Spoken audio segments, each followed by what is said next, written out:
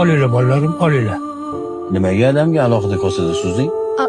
Qo'llarini laganga uzatib ovora bo'lmasinlar dedim-da. Ya, ovqatsiz juda mazali chiqibdi kartoshkali bo'lsa ham. Rahmat. Hozir siz kartoshkali manti yedingizmi shunda? Ha, bolam, juda mazali bo'libdi-da. Nima? Sen hozir o'zimizga go'shtli, yog'li manti suzib, adamga alohida kartoshkali suzdingmi?